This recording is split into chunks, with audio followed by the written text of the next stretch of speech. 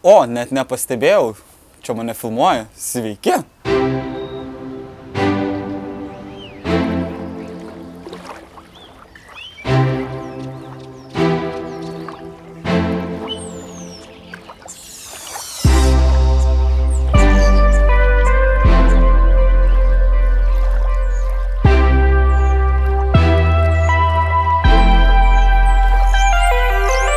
Būsiu Vilius, visiems puikiai žinomas kaip Vilhelmas.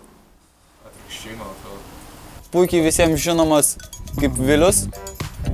Mano vardas Vilhelmas.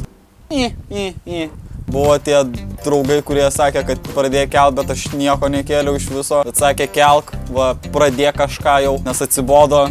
Juokauju savo tais mediniais bairiais. Tai nebėra jau taip juokinga, bent jau pasirodė, kad visos Lietuvos ir tegul juokėsi jie iš tavęs. Tai va, sumaščiau pasifilmuoti draugų dėka, aišku. Tai va, truputį apie mane būtų, tai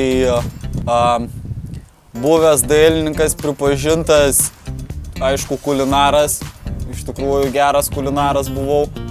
Bet sakė, gal tu išeik iš darbo po 4 metų. Pabandžiau būti barmenu, bet ir juo sakė, kad tau nereikia būti. Tada pabandžiau dar būti padavėju 2 dienas, kol neapipyliau savo generalinio direktoriaus karštą arbatą.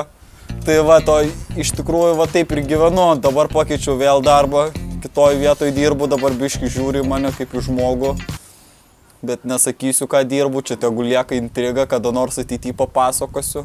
Jums, aišku, yra įdomu, ką toks verslininkas kels kokius video. Na, jūs pamatysit patys. Jei norėsit iš tikrųjų kažką man gyvenime nupirkti ir gal aš gyvenime jums pasirodysiu įdomus, tai visada galit man nupirkti alaus Wolfo. Ten mano draugą matot. Čia filmuoji dar? Bl***, Mariu. Aš galiu kamerą pasiimti? Ne, bl***, ne, Mariu. Oskarai, va, dar tau linkėjimai ir Miglė. Ir tau linkėjimai, nes ir jūs draugai mano, va, ir dar yra draugė Fausto tokia, ir dar draugė Eglė yra, ir dar yra draugų tokių kaip Darija, ir dar draugų tokių kaip Marius, va, ir dar draugų kaip Deividas. Blemba, turiu daug draugų. Mano mama sakė, man balandėlių pietum padarė, tai sakė, grįžk namo. Ir nebegalėsiu vakare daugiau išeiti lauką. Tai kol galiu, tai va, draugai, iki ir iki.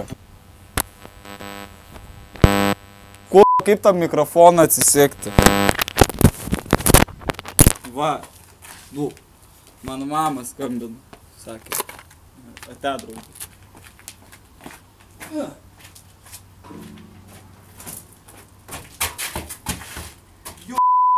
Vėl.